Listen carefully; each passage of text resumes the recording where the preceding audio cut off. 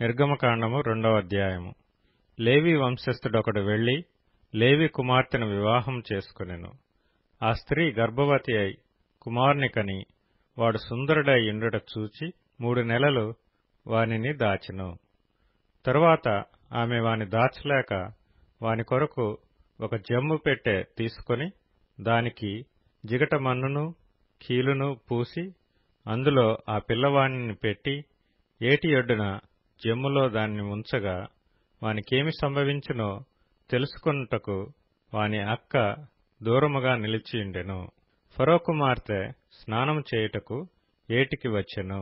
ఆమె పనికత్తెలు ఏటి ఒడ్డున నడుచుచుండగా ఆమె నాచులోని ఆ పెట్టెను చూచి తన పనికత్తెనొకతిని పంపి దాని తెప్పించి తెరచి ఆ పిల్లవాని చూచినప్పుడు ఆ పిల్లవాడు ఏడ్చుచుండగా చూచి వాని యందు కనికరించి వీడు హెబ్రీల పిల్లలలో నొకడనెను. అప్పుడు వాని అక్క ఫరో కుమార్తెతో, నీ కొరకు ఈ పిల్లవాని పెంచుటకు నేను వెళ్లి హెబ్రీ స్త్రీలలో ఒక దాదిని పిలుచుకొని వత్తునా అనెను. అందుకు ఫరో కుమార్తె వెళ్ళుమని చెప్పగా ఆ చిన్నది వెళ్లి ఆ బిడ్డ తల్లిని పిలుచుకొని వచ్చెను. ఫరో కుమార్తె ఆమెతో, ఈ బిడ్డను తీసుకొని పోయి నా కొరకు వానికి పాలిచ్చి పెంచుము, నేను నీకు జీతమిచ్చెదనని చెప్పగా ఆ స్త్రీ ఆ బిడ్డను తీసుకొని పోయి పాలిచ్చి పెంచెను.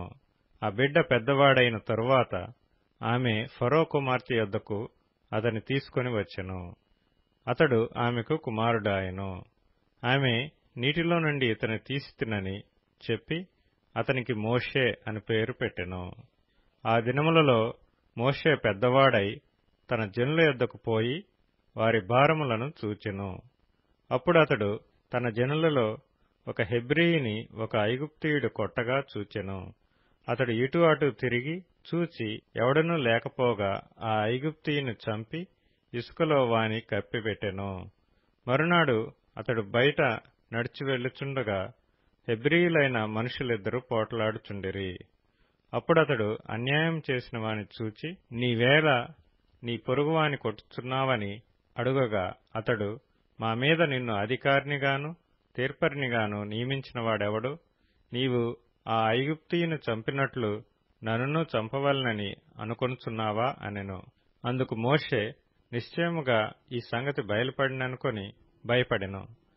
ఫరో ఆ సంగతి విని మోషేను చంపచూచెను గాని మోషే ఫరో ఎదుట నుండి పారిపోయి మిద్యాను దేశంలో నిలిచిపోయి ఒక బావి యొద్ద కూర్చుండెను.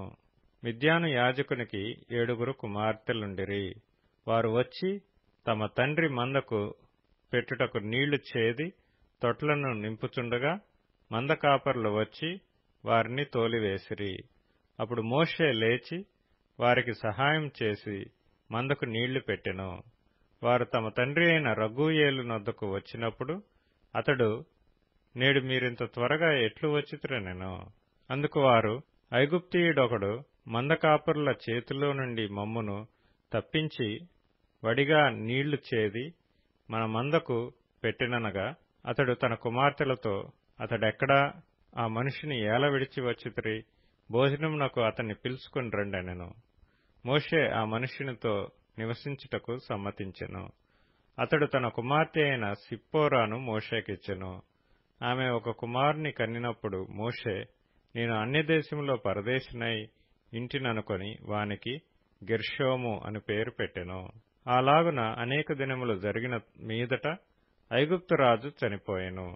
ఇశ్రాయేలీయులు తాము చేయుచున్న వెట్టి పనులను బట్టి నిట్టూర్పులు విడుచుచూ మొరపెట్టుచుండగా తమ వెట్టి పనులను బట్టి వారు పెట్టిన మొర దేవుని యొద్దకు చేరెను. కాగా దేవుడు వారి మూలుగును విని అబ్రాహాము, ఇస్సాకు, యాకోబులతో తాను చేసిన నిబంధనను జ్ఞాపకం చేసుకొనెను. దేవుడు ఇశ్రాయేలీయులను చూచెను. దేవుడు వారియందు లక్ష్యముంచెను.